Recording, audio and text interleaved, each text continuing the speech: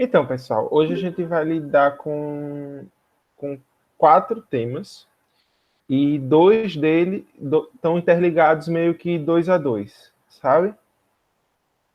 Deixa eu iniciar aqui a apresentação. A gente vai falar de nacionalismo e, e xenofobia e também de liberalismo e keynesianismo, que foi uma filosofia econômica, um modo de ver econômico que contrasta com o liberalismo, né? Calma.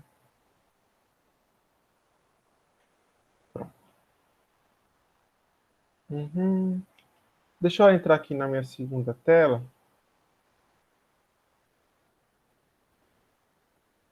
para eu poder falar direitinho com vocês. 2 segundinhos mesmo. Estão me ouvindo bem? Tá tudo ok em relação ao som? Tá baixo? Tá alto?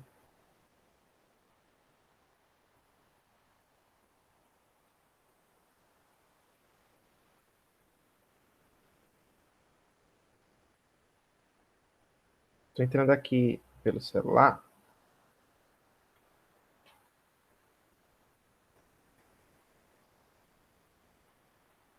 Que eu posso ver o chat de vocês.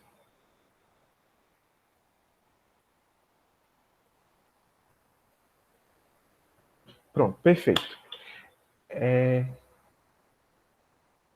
Vou montar aqui. Maravilha.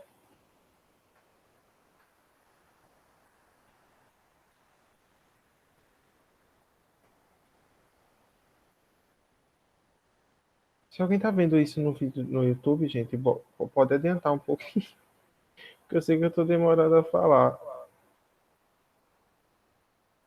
Porque tá saindo som. E, enfim, são problemas técnicos aqui em casa, mas a gente. Eu vou parar de sair na outra segunda tela, porque tá saindo minha voz ainda lá. Calma, calma, calma, que eu vou conseguir. É só o senhor desligar o áudio de lá.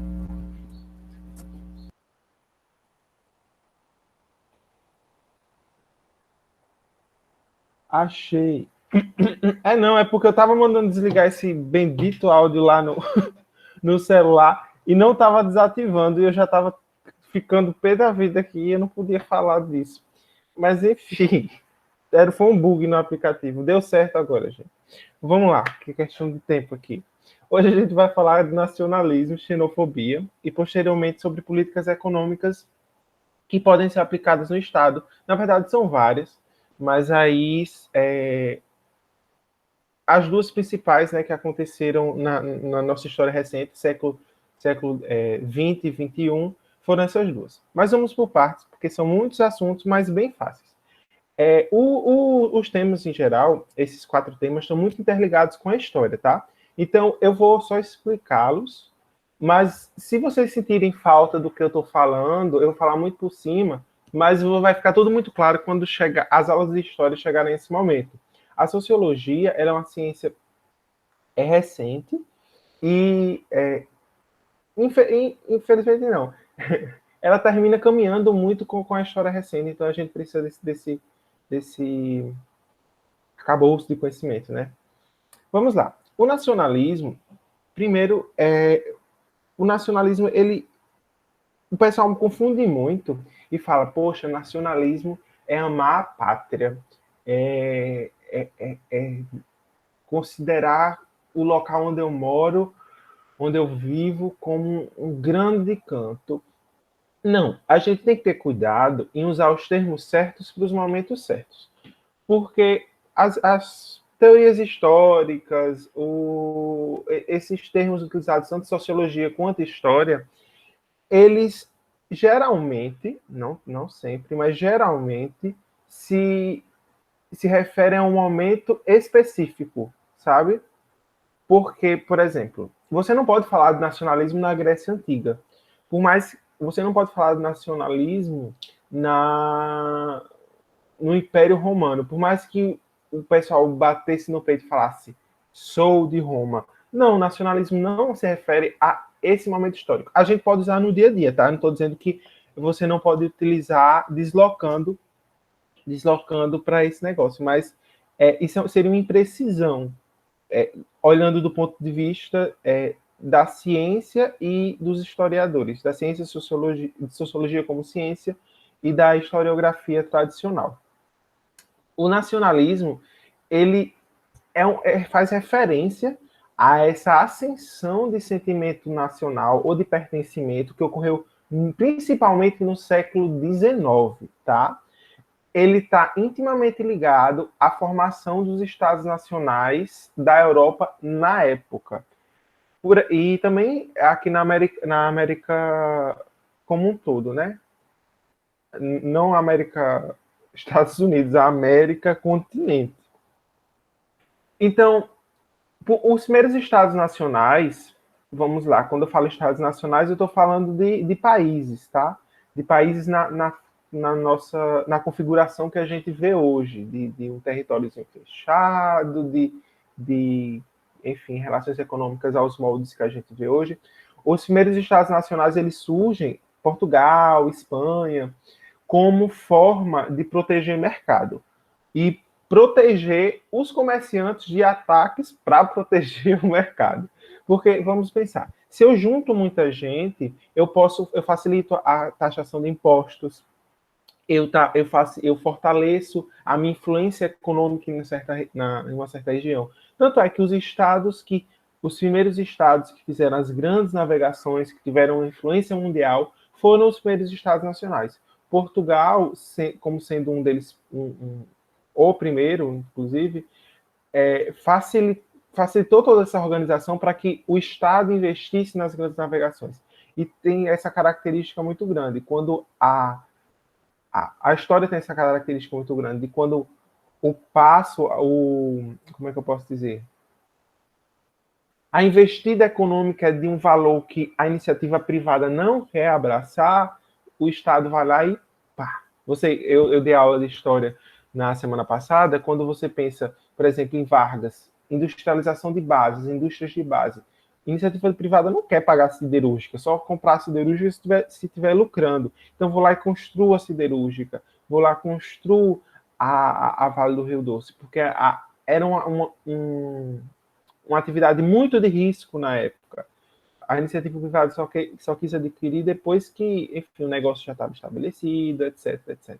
E aí, mais ou menos, a lógica dos estados nacionais. Mas no século XIX, isso aí foi lá quase 500 anos antes. No século XIX, bem, as coisas são diferentes. A formação dos estados nacionais, principalmente lá na Europa, como da França e Itália, a burguesia e as pessoas oligarquias que estavam no poder, se utilizaram do crescimento, do orgulho que crescia, né, na época na população das regiões, para estimular a formação dos estados, para legitimar. A palavra é importantíssima. Legitimar. Se lá na Alemanha, no caso, existiam várias colônias não, perdão, vários povoados, várias pequenas cidades, estados, sabe? E era extremamente diverso. Esqueci até o termo que eles usavam. Mas, enfim, não vem ao caso, não é na aula de hoje. O professor de História explica. Mas, ou explicou, né? Não sei se já chegou a essa parte. Mas aí, quem unificou a Alemanha, ele, como é que eu posso dizer? A maioria dos povos, ele conseguiu chegar nessa história, né? Se vamos nos unir, somos povos alemães, somos povos de língua germânica, enfim, vai inflando o ego para juntar. E os que não aceitam, termina sendo imposição militar, junta um grupo que aceita e termina impondo para os demais. Então, isso influenciou muito também aqui a doutrina Monroe nos Estados Unidos. Para quem não lembra, a doutrina Monroe é aquele América para os americanos. Então, é basicamente a base do imperialismo dos Estados Unidos no mundo. Eu gosto de pensar assim. Primeiro teve a doutrina de que eles são predestinados a ocupar, né, aquele território, né, o doutrina manifesto. Então, eles tinham essa teoria. Depois que eles ocupam tudo lá, uma grande parte da América do Norte, eles cresceram para fora do seu território. Eu gosto de pensar assim, sabe? Eles queriam passar a influência. Poxa, meu Estado Nacional está implementado na América. Então, eu sou os Estados Unidos da América. Logo, eu quero influenciar todo mundo aqui. É América por os americanos, não no sentido de que todos os estados América Norte, América Central e do Sul vão usufruir dali. Não, eles queriam o quê? Que não tivessem mais colônias aqui nessa região, para que eles pudessem influenciar como não mais na estrutura quem manda e colônia, mas quem manda em outros estados nacionais. E aí, depois desse momento inicial do nacionalismo, a gente vê novos momentos de ressurgimento, novos momentos do nacionalismo, inclusive no nosso território, que foi utilizado tanto na ditadura militar quanto no governo de Getúlio Vargas. Mais uma vez, para legitimar governos. O nacionalismo, às vezes, ele é inflado até artificialmente na população, principalmente no caso de Vargas. O que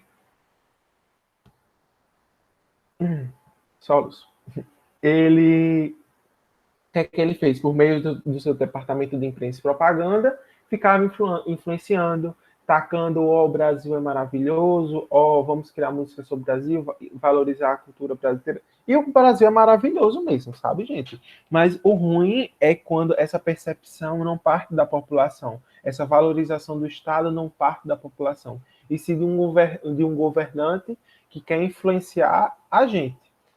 Essa dinâmica não é muito legal. A gente não está sendo nacionalista porque valorizamos o que é nosso, mas estamos sendo nacionalistas porque querem que a gente se identifique como grupo para dominar, sabe? Para que a gente pense que está tudo bem. E outra coisa, nacionalismo cega um perigo, porque faz você ignorar o que está acontecendo ao seu redor. A gente não pode simplesmente gostar do local e dizer que ele é perfeito. É aquela coisa, análise crítica, sabe? Pronto. Acho que isso é uma concepção minha. Nacionalismo saudável é aquele que a gente tem com... É como se a gente tratasse como família. A gente ama, a gente sabe que é importantíssimo na nossa vida, a gente valoriza, ou pelo menos deveria seguir todas essas regras, mas a gente fala mal. A gente sabe os defeitos, a gente sabe que tem que melhorar. E o querer ter que melhorar é importantíssimo. E mais, não desvalorizar as famílias alheias. A nossa família é importante, a nossa família é essencial para a nossa construção, para o nosso desenvolvimento pessoal, mas as demais também são. Tem suas diferenças, tem suas peculiaridades. Eu estou falando isso tudo para vocês vão entender. E aí, mais uma vez, na ditadura militar, se utilizou a mesma estrutura de propagandas, utilizando o futebol, por exemplo, como marca, né, para a gente se unir em torno de alguma coisa. O futebol ele foi extremamente inflado artificialmente na época da ditadura, colocado como carro-chefe, sabe, da imagem do país. Isso é porque era um esporte em que a gente tinha certa habilidade, mas aí, mais uma vez, como é que a gente... É muito complicado quando a gente cria uma paixão, não porque a gente, enfim, foi uma construção histórica, mas simplesmente porque um grupo, utilizando a mídia, enfia na nossa cabeça. Sabe? É complicado. Mas vamos passar. E aí tem seus desdobramentos, porque eu estava falando de tanto de as outras famílias também importam, as outras famílias são essenciais e influenciam até na nossa dinâmica social, por causa da xenofobia, que é um desdobramento do nacionalismo cego. Não há problema nenhum, gente, você gostar do canto onde você mora, de você valorizar o seu país. Zero problema. A questão é, quando você coloca isso como, sabe, o último biscoito, ou o último biscoito é o primeiro, que tem gente que tem problema com o primeiro biscoito do pacote. Aí vem, bota todas as outras como inferior e mais. Termina quando vem alguém de fora, ou pior, não que seja pior, né? Mas você ter a audácia de ir em outro país e ainda ficar satirizando, vendo como inferior, ou implementar na cabeça das outras, desses outros estados que eles são inferiores, que eles são, sabe, criar um complexo de inferioridade no outro estado, que às vezes acontece, né? E aí você tem que ver, assim, ficou fixado, né, gente? Cuidado quando for usar o termo nacionalismo.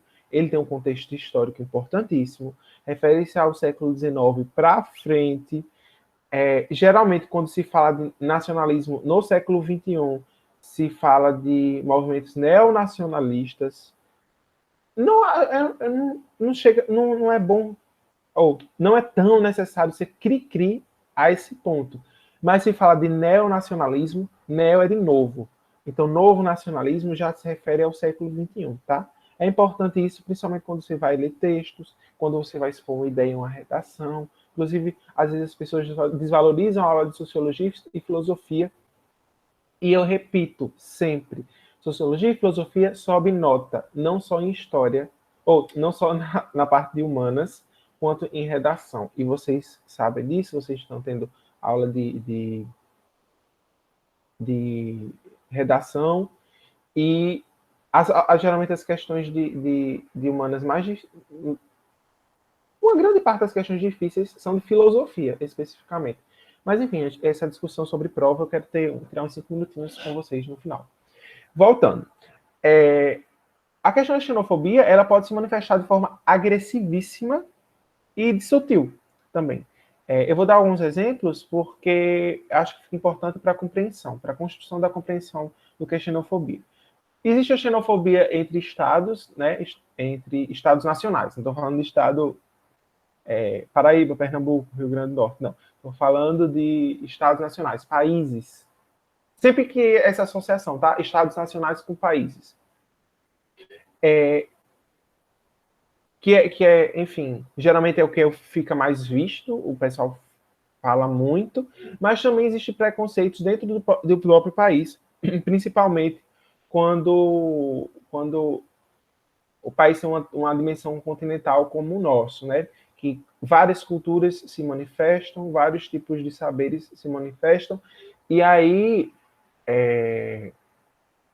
como muitas pessoas têm essa concepção errônea de minha cultura está acima do outro, minha forma de viver está acima do outro, e o nosso país tem uma diversidade cultural enorme, o que é uma coisa maravilhosa, esse povo problemático termina manifestando xenofobia. A xenofobia ela pode vir tanto de forma de agressão física, agressão verbal, quanto a coisa mais sutil, o considerar inferior, as piadinhas, sabe? Porque o pessoal tem essa mania de falar piadinha não machuca. Piadinha machuca sim. Piadinha pode não machucar se você não faz parte daquele grupo. Por exemplo, se alguém faz uma piada que envolve uma característica que você possui, como você se incomoda, mesmo que não seja com você.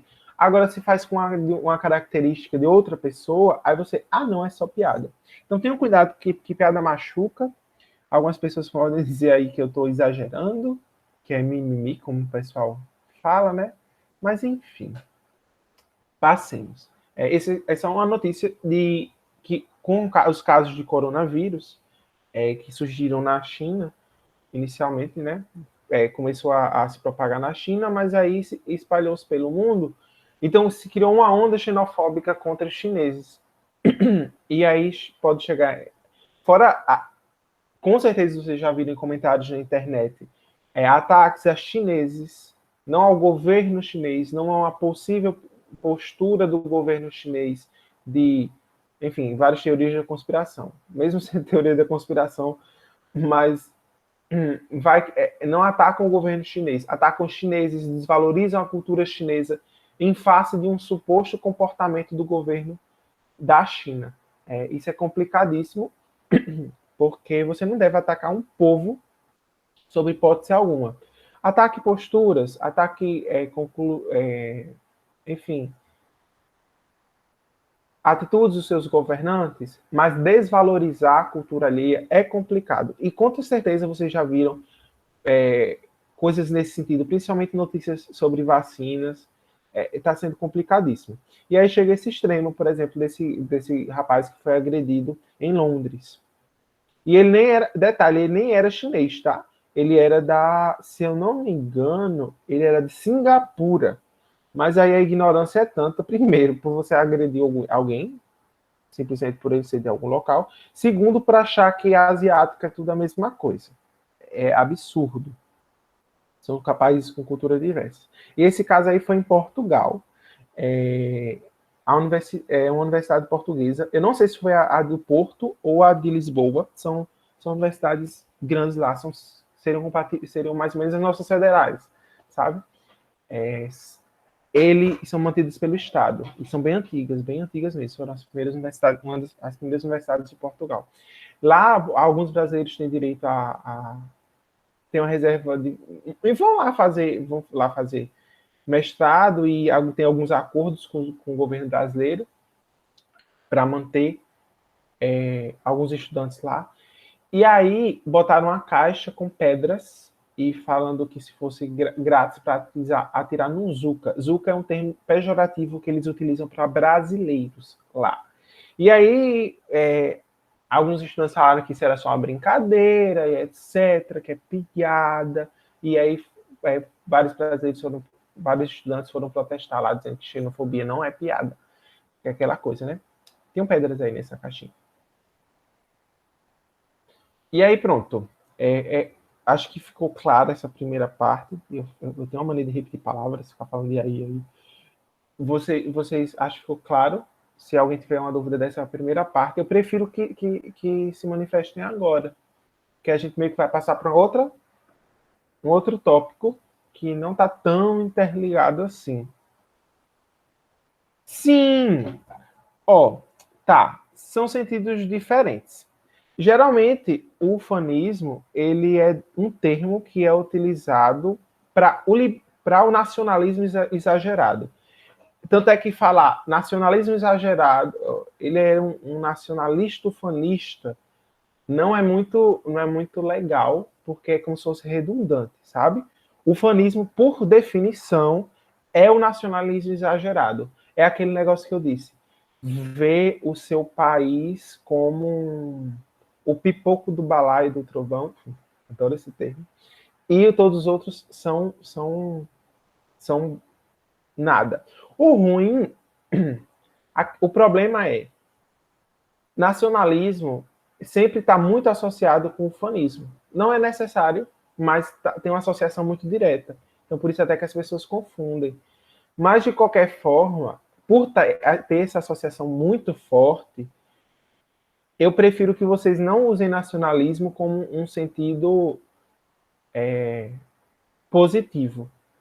Porque tem um contexto social muito brabo envolvendo, sabe? Numa redação, por exemplo, eu sou o doido da redação, porque eu sofri muito com redação da Enem, tá, gente? Para poder passar. Professores me davam essa dica. Não usa nacionalismo como um sentido positivo, usa valorização da pátria, defesa dos interesses nacionais, porque já tem essa ligação muito com o ufanismo. Apesar de não ser, é só para quem for ler, sabe, não ter essa impressão errada do seu texto. Mas são apesar de interligadas, a definição é que de ufanismo é nacionalismo exagerado. Ficou claro?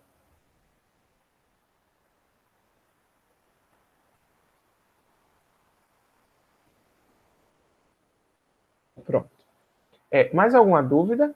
Posso passar para o próximo tópico? Eu vou passando, porque o tempo é curto. Aí, se vocês forem tendo dúvida, eu paro. Podem perguntar a qualquer momento. Era só para não, didaticamente, ficar, para não confundir. Liberalismo. Hoje eu estou tossindo, que é uma beleza. Liberalismo. O liberalismo, ele tem a ver com a disputa de pensamento, principalmente no século XIX. Por isso que esses assuntos eles estão juntos, porque estão mais ou menos dentro do mesmo período histórico. Vamos lá. Com a ascensão do capitalismo moderno, lá pelo século XIX, consolidação da indústria, enfim, construção das bases da globalização, não ainda globalização, tá? Mas construção de suas bases, ficou se debatendo qual o papel do Estado nisso tudo. Porque vamos lá, nas grandes navegações lá, século XIV, XV, por ali, toda vez eu erro quando começou, mas professor de história, eu dou história, enfim, fica quieto, gente, eu erro um pouco o século, eu admito isso, eu sou ruim, mas é bom saber mais ou menos. Quando começou lá, o Estado tinha um papel. Basicamente, o Estado era a burguesia. Não porque eles eram uma coisa só, mas é porque um não funcionava sem o outro, sabe? Ainda não funciona, mas era um papel de protagonismo. Era meio que a burguesia defendia o Estado e o Estado defendia a burguesia no sentido de como. Era como se a burguesia fosse a terceirização do Estado. Como é que eu posso dizer? Caramba, o Portugal não tem tanta gente na corte que entenda disso. Então, eu vou terceirizar a minha ação lá no Brasil, lá em qualquer outra colônia. No liberalismo, a lógica é que o Estado vai ser depois o Estado foi ficando um papel mais secundário, mais de apoio ao comércio, às atividades econômicas, à população, não mais. A população vira o Estado, não o Estado domina a população, sabe? Porque nesses estados expansionistas, etc., tem a ver também com o fato de ser um rei, né, e não uma representação popular, enfim, o Estado se trava no rei. Vou pular essa parte, senão fica muito confuso para vocês. E eu sou péssimo explicando certas coisas. Aí chegamos no momento no momento de democracia, que o Estado começa a ser representação do povo, sabe? O Estado está a serviço do povo. Ele influencia a econômica, mas por representação popular. E aí fica, poxa, mas até onde a influência do Estado deve acontecer? E por que eu estou repetindo tanto essa palavra? Porque toda essa discussão o que é que Estado faz ou não? Qual o limite da sua implementação?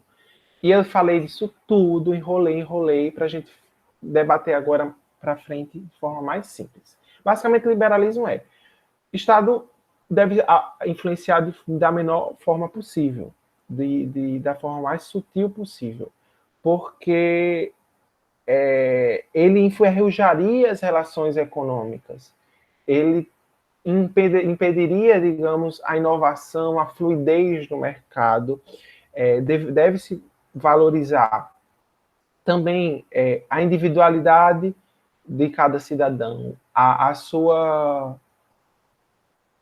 independência, porque, poxa, se você está aí se o Estado está para me proteger, está para me representar, então ele tem que respeitar a minha individualidade, sabe?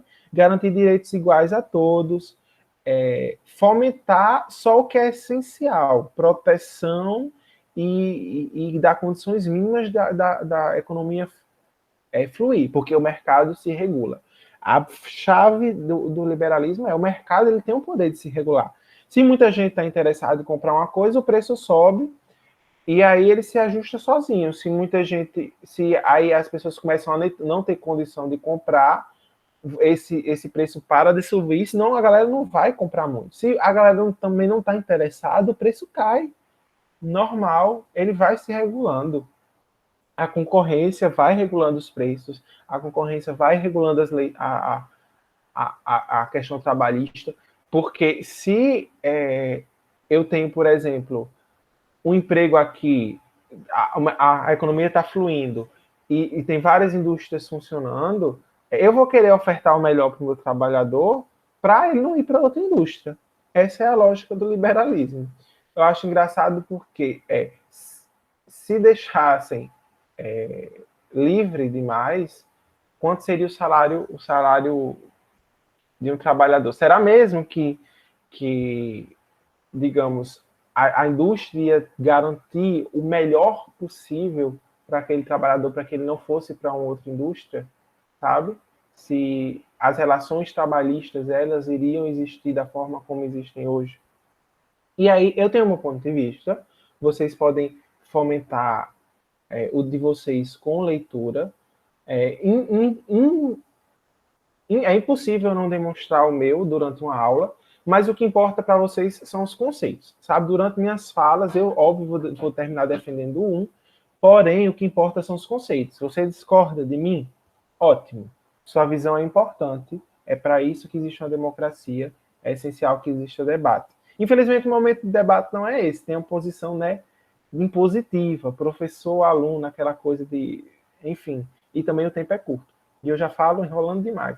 E aí termina não tendo abertura para isso. Mas aí você discorda? Não se preocupe, minha aula ainda é essencial para você, porque aí eu vou apresentar conceitos, como cai no Enem. Então tá tranquilo, sabe? Vai ser proveitoso para você também. Voltando. Então, basicamente isso, gente. O mercado se regula. O problema é... Tá aí já meu ponto de vista. O problema é... O liberalismo estava funcionando, pleno, belo, tô lá funcionando. Tá. Crise de superprodução. O mercado se regulou? Não. Outra, essa política expansionista terrível que alguns países implementaram. Não que uma política de crescimento econômico seja ruim, tá? Mas que eles estavam associando muito a imperialismo, dominação de território, etc. E aí o que acontece? Culmina na Primeira Guerra Mundial. Gente, a Primeira Guerra Mundial não surge por outra coisa, não. Não é só por questão de dominação do território, não. É porque querer crescer sua influência econômica em uma determinada região. Querer que seu país domine os outros, não só por meio de dominação dominação ideológica, dominação não só econômica, mas ideológica, enfim. E isso foi fruto de, tipo, poxa, não dá mais para crescer aqui, então a gente tem que crescer em outros mercados, sabe? E aí termina, sem essa certa regulação, terminou formando os chamados oligopólios. Oligopólios são poucas empresas dominando muito o mercado, ou oligopólio, que foi no caso dos Estados Unidos, por exemplo. Estados Unidos, meu Deus, lar do liberalismo. Os Estados Unidos, no século XIX, eles tinham uma companhia do século XIX para o século XX. Foi no final do século XIX ou no início do século XX, gente, eu não lembro o ano exatamente, tá? Mas depois vocês procurem sobre as 7 irmãs. Basicamente, uma pessoa dominava o mercado de extração de petróleo nos Estados Unidos. Era uma empresa. E aí, não era... Aí vocês podem falar, e a Petrobras? Que por muitos anos dominou a extração de petróleo. Era de produção exclusiva. Bem, primeiro, lá era uma pessoa, a iniciativa privada, todo o lucro ia para ele. E ele influenciava a política econômica dos estados e terminava botando o preço que queria porque ele queria, né? Ele dominava a produção. E aqui no Brasil, sendo pelo menos da Petrobras, sendo pelo menos de um estatal, o que é que acontece? Teoricamente, o governo é representação do povo. Então, se ele está querendo botar o preço que ele quer, a gente pode pressionar pelo menos o governo, sabe? Pelo menos isso. Não estou dizendo que é o melhor modelo, não vou entrar nesse mérito. Mas dentro da democracia, a gente pode fazer isso. Lá, ou então, pelo menos, se não for uma democracia, ele está com medo de legitimar seu governo ou não. Sei lá, na ditadura militar, por exemplo, eu não lembro como estava a situação eu não lembro se a gente ainda na década de 60 e 70 tinha a exclusividade de extração de petróleo no nosso território. Mas vamos supor que tivesse, supor, tá? Para não passar informação equivocada. E também isso é irrelevante, só para exemplo. O governo militar estava preocupado em se manter legitimado. Então, se ele sobe de mais os preços do petróleo, ele ficava com medo de ter mais baderna, de ter mais confusão. Pelo menos isso acontece até em estruturas ditatoriais. Mas se você é um governante da iniciativa privada, estou ligando para você não. Eu boto o preço que eu quero porque eu posso lucrar. E aí o que aconteceu dos Estados Unidos? Eles falaram, olha, tem condição não, vice. Tu separa essas empresas em certas partes. Não foi assim que eles falaram, mas foi assim que aconteceu. Vai ter que separar. E aí surgiram as 7 irmãs. Foi uma atitude liberal? Não. Na verdade, os Estados Unidos têm várias atitudes não liberais durante sua história. Os Estados Unidos é tudo, menos liberal, tá? E eu acho muito estranho que usem como exemplo o liberalismo econômico, porque o Estado lá é extremamente intervencionista. Seja, por exemplo, eles produzem tecnologia e repassam para a iniciativa privada, por exemplo, para fomentar a economia. Eles contratam a iniciativa privada para criar tecnologia para si. Então, isso é tudo menos. É o Estado fomentando por meio de incentivos fiscais. Isso é tudo menos o Estado mínimo. Passou longe o Estado mínimo. E aí, o liberalismo entrou ali pelo início do século XX em um caos, né? Tanto é que pós-crise de 29, que foi a crise de superprodução, falaram, poxa, a gente tem que fazer alguma coisa. Porque foi uma situação que reverberou no mundo todo. E a gente falou, poxa, no mundo capitalista todo, né? Na época tinha países capitalistas e socialistas, e os socialistas não sofreram, porque a dinâmica econômica era diferente. A gente tem que fazer alguma coisa. E aí veio algumas correntes que falaram, não, o Estado não pode influenciar, tem que influenciar. O liberalismo não está dando certo se a gente deixar as amarras muito soltas. E aí tem a visão da social-democracia. A social-democracia e o keynesianismo são coisas parecidas. Social-democracia é basicamente o Estado fomentando a economia e os direitos da população.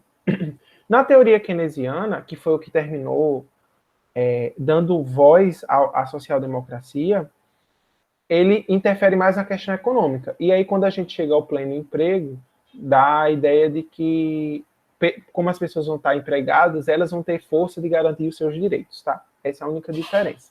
Então, existiam os debates da social-democracia, que são várias teorias nesse sentido de promover direitos e igualdade econômica. E aí, os Estados Unidos adotaram a política keynesiana, que foi feita por esse carinha aqui, keynesiana por causa de Keynes, sabe? E aí, como é que Keynes ele pegou e desenvolveu suas keynesianismo vem de Keynes e ele desenvolveu sua teoria. E aí, na época, Roosevelt, que era o presidente dos Estados Unidos, falou: eu vou adotar. Achei interessante. O Estado está precisando interferir, porque a situação não está boa, pipocando desemprego, a economia dos Estados Unidos indo para o ralo. E aí, Frank Delano Roosevelt, o pessoal chama mais de Roosevelt, sabe? Implementou as ideias do keynesianismo. Foi o momento prático do keynesianismo na história. E foi aquele negócio, né? O estado do bem-estar social. E aí o Estado vai promover implementação de obras, o Estado vai promover construção de estradas, construção do que você imaginar. Para quê? Eu desembolso dinheiro, eu gero empregos, esses empregos são revertidos em impostos, consumos. Eu não estou dizendo, gente, que o Estado vai fazer tudo não, tá? Que aí vai virar... todas as empresas vão virar estatais. Não. É tipo, tá desemprego, tem desemprego. Então, os governantes vão lá e vão inflar a economia um pouco por meio de incentivos estatais.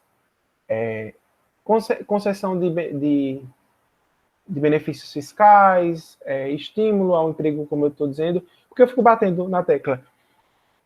Emprego, emprego, emprego, emprego. É porque era basicamente a base da doutrina do keynesianismo. É garantir o pleno emprego, porque se você tem dinheiro, você tem como brigar pelas suas coisas. Brigar por um estado, por um bem-estar na sua vida.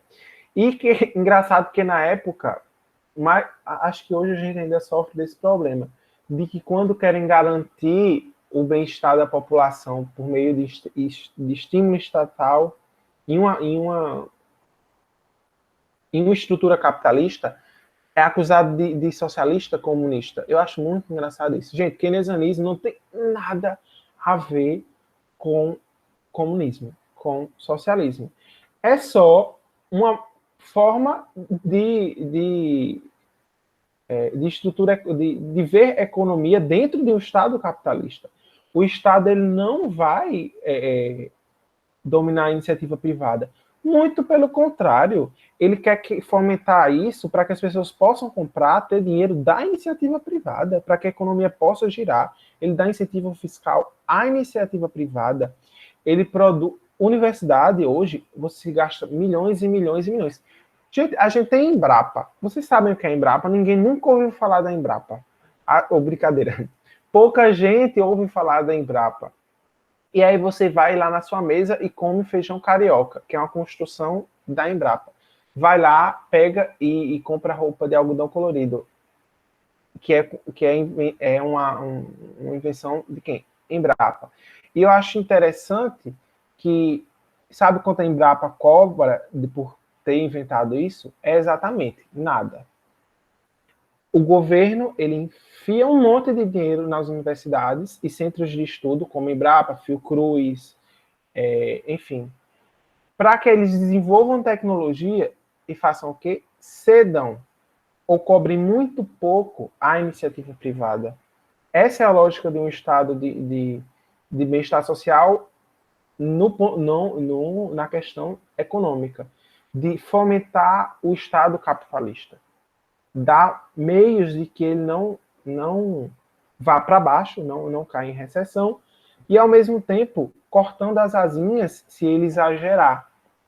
Por exemplo, formação de monopólios. E a gente tem o CAD, né, que no Brasil, eu gosto de usar exemplos do nosso dia a dia, porque termina caindo no Enem. O CAD, ele autoriza ou não fusões.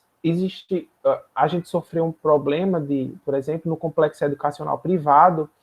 Se vocês veem, tem centros universitários e universidades que são gigantescas, que estão presentes, e eles ainda querem se fundir. A Croton Educacional, na época, que é dona de marcas como a Anhanguera, a Unopar, etc., queria comprar a Estácio, por exemplo, que é uma outra gigante. Aí, tipo, se juntar muito, já são grandes. Se juntar muito, eles podem controlar preços. Esse é o problema. Então, o CAD não autorizou a fusão para não ter, enfim, controle de mercado. Esse foi um exemplo que veio na minha cabeça, tá? Mas acontece demais isso. A venda da Oi, por exemplo, vai acontecer, a parte de telefonia, vai ser toda fatiada. Para quê? Para uma operadora não ficar com muito mais mercado do que já tem. É só para cortar exageros. Não tem nada a ver com socialismo e capitalismo, tá?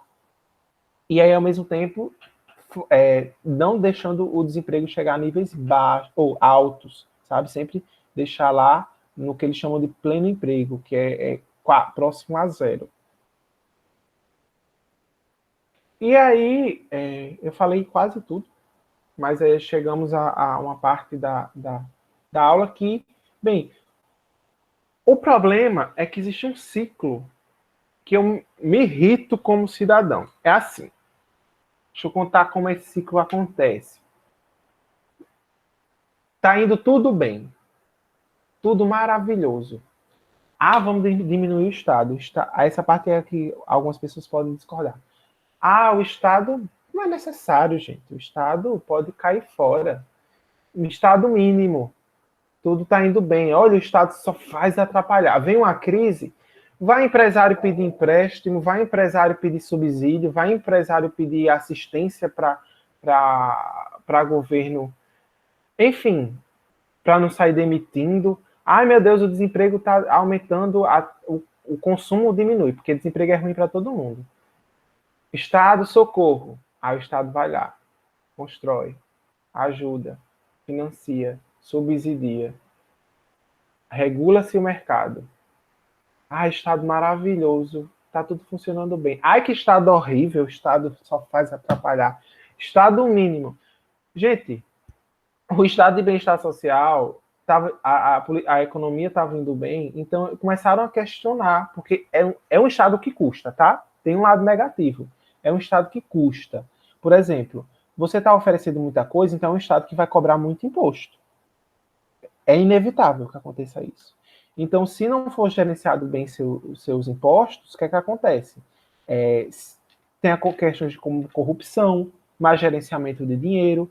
Existe má gerenciamento de dinheiro e corrupção em qualquer esfera. A iniciativa privada é o que mais tem, escândalo e casos de corrupção. Só que o que é que acontece? Quando é um caso de corrupção na empresa, tipo, eles fecham os olhos, porque, bem, ou está beneficiando algumas pessoas e fingem que a iniciativa privada é perfeita. Quando não é, sabe? Privatizar as coisas. Realmente, a telefonia móvel está uma maravilha. Ah, mas cobrava um preço muito alto por telefonia. Gente, o preço da telefonia era outro na época, porque há 20 anos atrás, telefone era uma tecnologia, sabe? Sensacional. O celular era, ó, também tem a ver com...